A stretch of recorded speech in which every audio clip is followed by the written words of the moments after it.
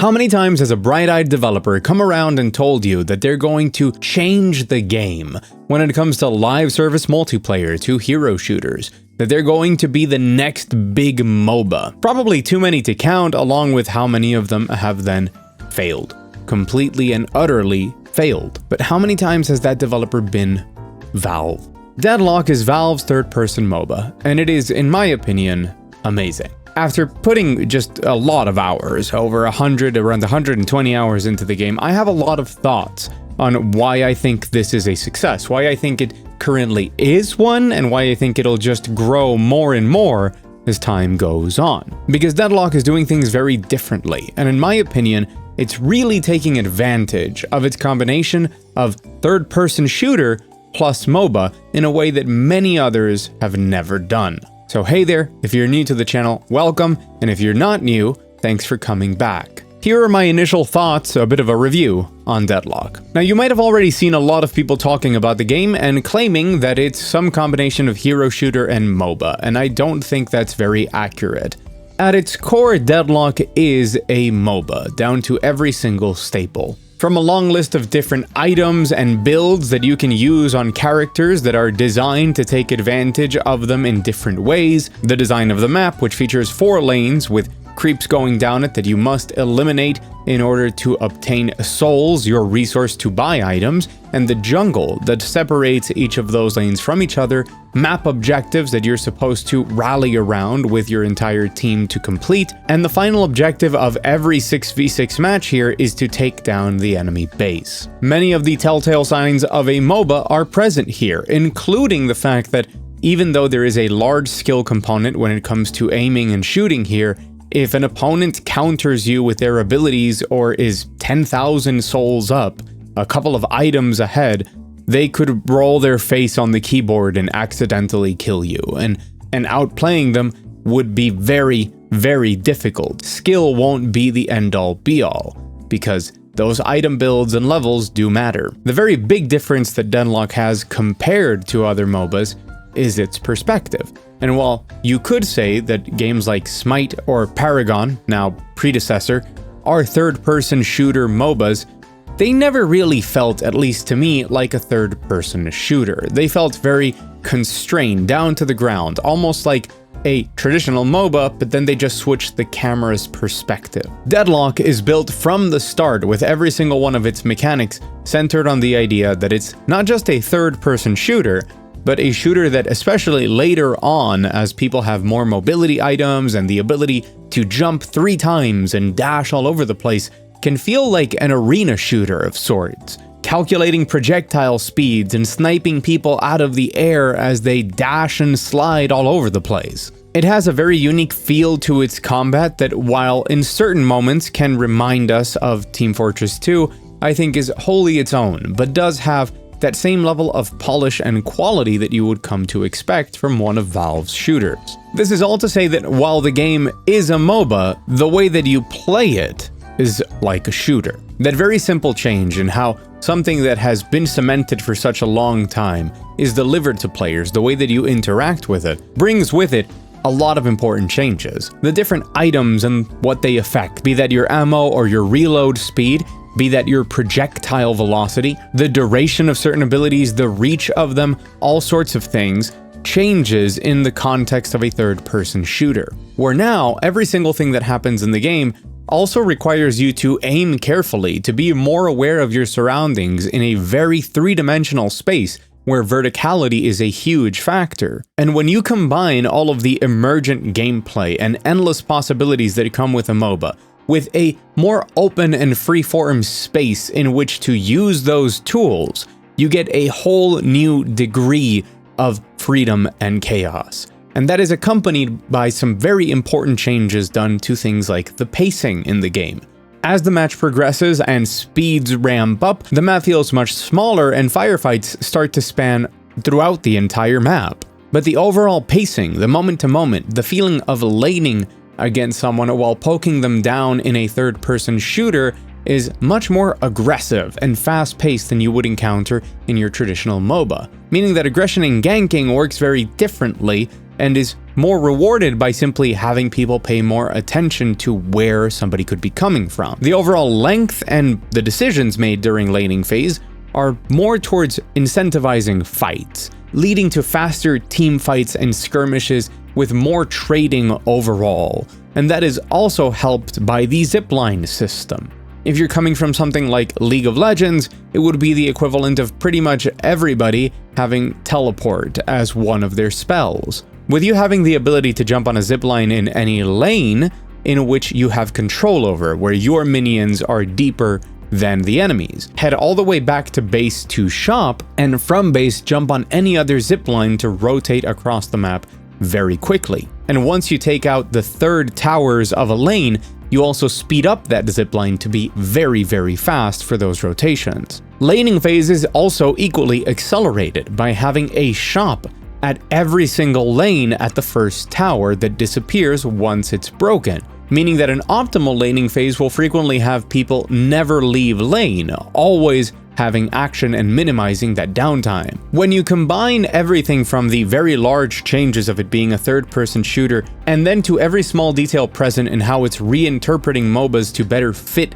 this style, the result is something that feels very familiar, but very unique. While it might remind you of so many systems and items and concepts present in MOBAs, and while at other times it might remind you of something like a hero shooter because of the general control and the team fighting that happens with the characters, the blend of these things together has been done carefully in a way that I feel is more of an evolution of the concepts that lead developer IceFrog, who made Dota and then Dota 2, and not just a reinterpretation. Like, as I said before, it's 1 degree more of chaos, evolution, and complexity. And this is where some of both the blessings and the curses of a game like this start to pop up. This game is very complicated and can be very overwhelming, especially if you have no previous knowledge of MOBAs or something like a hero shooter. And the onboarding experience to get completely new players into the game is going to be a very difficult part of its success.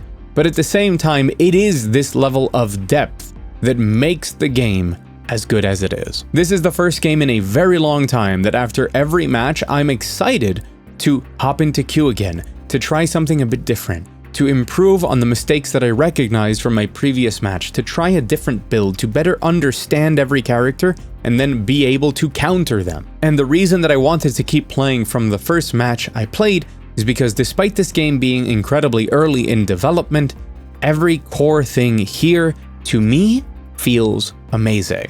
The act of moving the characters, the act of shooting each of their individual weapons, the way that their abilities sound and interact, and the feedback you get when using them or when shooting creeps or towers or enemies. The feeling of momentum and speed when dashing and sliding and double jumping and dash jumping. All of these mechanics are fun to do because of pressing the button and the feedback that you get, both visually, both in how snappy everything feels. All of it makes it very addicting to play from the start, because it turns out that if you make a game that plays really well, people will want to play it. And since it's so fun to just exist in the game and play it, you want to keep doing it to discover all of the depth that's hidden beneath it. A depth that definitely can be sustained for a very long time to come.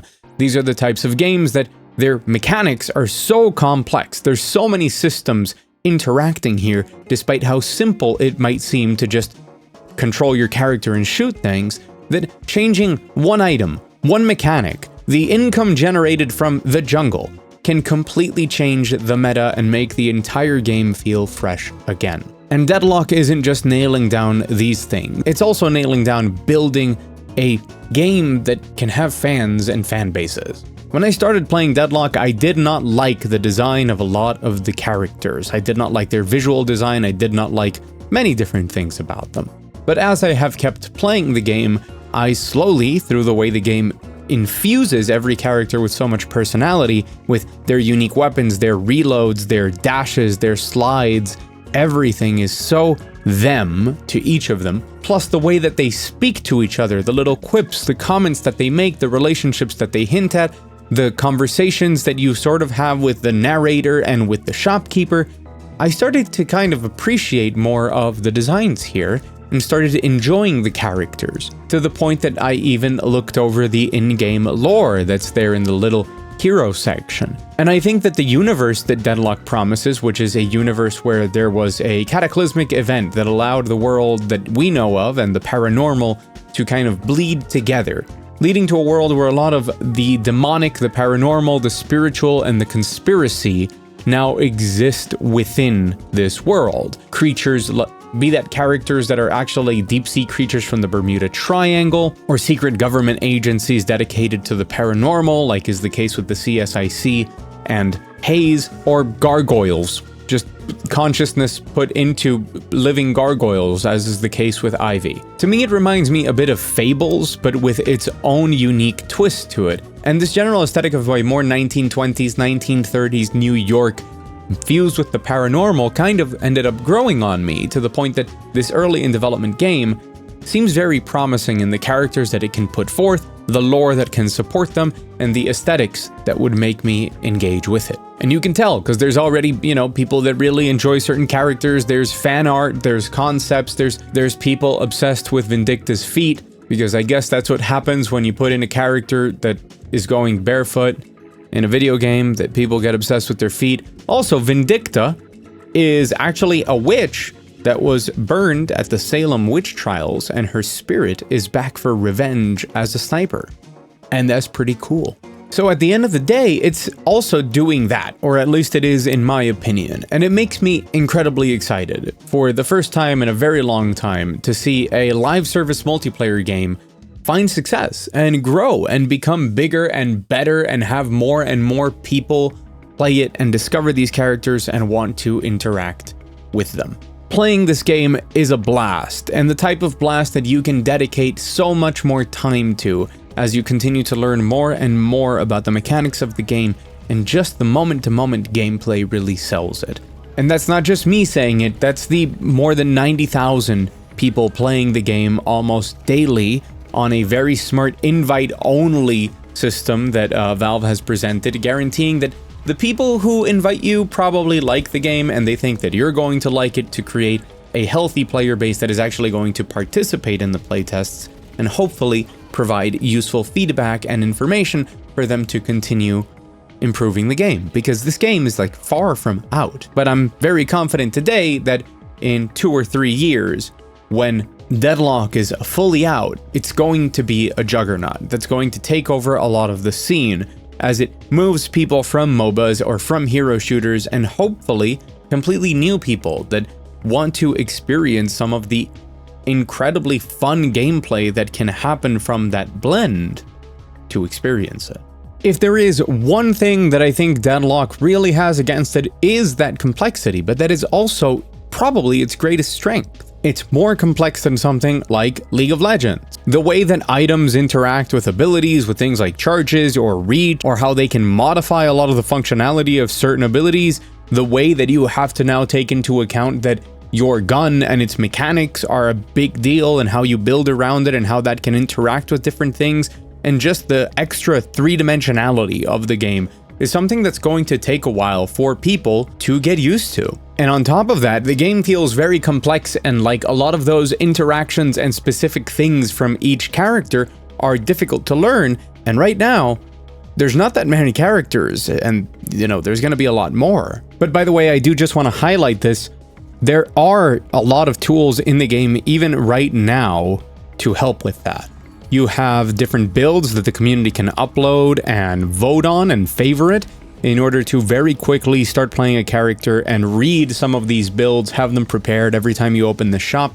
And they have tools to organize them, place them, and even leave annotations to explain why somebody is recommending that you buy this purchase, or under what circumstance, or under which heroes. So there are things already to be able to help there. So I am optimistic that that's going to continue into the future, and that's going to really help people in that experience of getting to grips with the game and understanding it. Not to mention that there is MMR-based matchmaking, which means that if you're playing the game for the first time, it's going to try and match you skill-wise with people who are very similar to you. So don't worry, nobody's gonna know what they're doing, and you can kind of figure it all out together. At least that was my experience, and from what I know, it continues to be the experience right now.